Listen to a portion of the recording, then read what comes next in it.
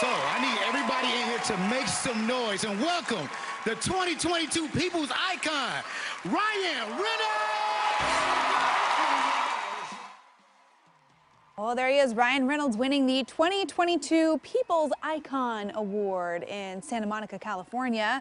He won the recognition for his contributions to the entertainment industry over the past 3 decades.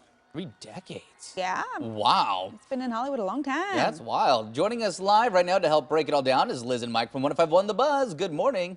Morning. Morning, guys. Morning. And he has been in Hollywood for ages, because the first thing I remember him in, I was like in 4th or 5th grade, and it was that show, Two Guys, a Girl, in a Pizza Place. And then he had that whole resurgence of his career. I think he has to thank Deadpool for a lot of it, though, because I was going through all the different movies and TV shows he's been in, and he's been in some pretty terrible ones. Love Ryan Reynolds, mean it. But he was like Green Lantern, Definitely Maybe. And I was like, ooh, ooh. What's funny is he's always made fun of his bad movies. Yeah. He's always called himself out. He for seems stuff to be like that. pretty self-aware for being in the Hollywood bubble. Well, and that's what, you know, we always get that funny side of him, but he actually kind of showed us a new side during his speech about this last night.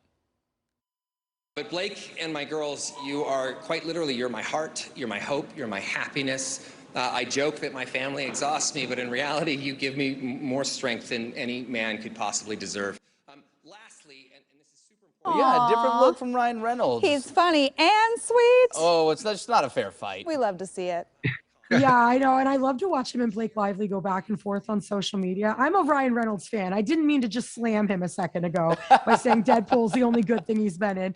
But like, you know, when we first saw him hit the scene, though, I would not have thought this far into his career he would be as successful as he is. But here we are, and I think it's great that he got emotional. He's an actor, though, so, you know, he's probably really good at crying on camera.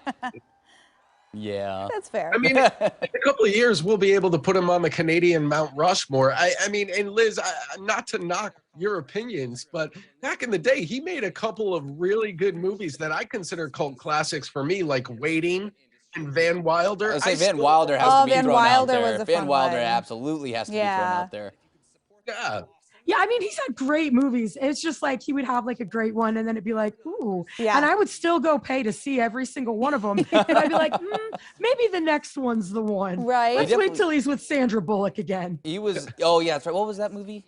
The Proposal. The Proposal, that's right. With Betty White. So he was thrown into another stratosphere, though, with Deadpool. You're right. I mean, he's done, you start looking back through his, you know, IMDb, he's done a lot.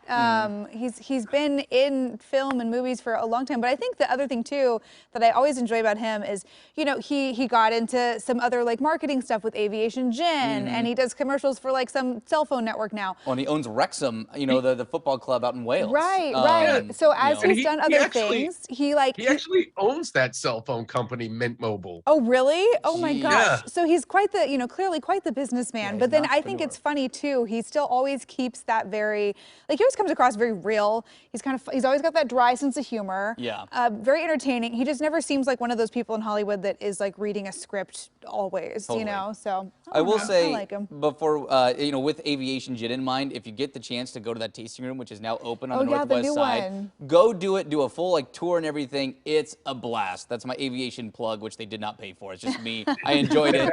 Go. You should go. It is super fun. He's a good guy. I think Icon Award, well deserved. Hey, Selena Gomez, I guess, gave her kidney a name. Why? She named it Fred Armisen. And it's actually kind of because of us a little bit. Apparently, she was a really big fan of the show Portlandia. And so when she received her new kidney a couple years back, she decided, well, I have to have fun and kind of laugh at what's happening in life right now. Like, that's how you deal and cope.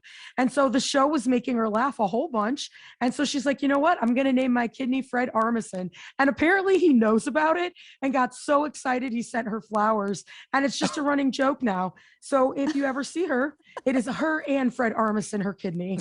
Oh, that is so great. My gosh. That's so funny. I wondered, it was like, is it a play on his last name, like Yeah. arm, you know, like arm is like it's a body part. Yeah, Kind of sounds like it. I don't know, Yeah. but nope, she just likes Portlandia. Yeah, it just made her laugh. And I feel like I name a lot of random things in my life, like my car, inanimate objects. So obviously I've never received an organ before, but if I did, I think I would name it too. And what better thing than to honor a famous person by naming your new kidney after them? Like if I got a kidney transplant, I feel like I would name it Bob Barker. I like that. That's a good one. I truly haven't given any thought to what I would name a transplanted organ. This is true. Hopefully it's not a bridge that any of us have to cross anytime soon. Yeah. But, you know, we used to always be brainstorming. Mike, have you thought of a name for a kidney? If I was going to name any bodily part, I'd like to name it The Rock. Mainly because I just want to make sure that that thing is solid all the way through the rest of my time. That's why you can't name it Tom Brady. You can't depend on him. Oh, man. I'll have you know, now that Tom Brady is a free man, he is back on the winning trail. That's great for you, Boo. I'm excited. Yeah. All right, guys, we got to roll. We'll see you tomorrow. Bye, friends. All right, bye. You can listen to Liz and Mike every weekday morning on 105.1 The Buzz.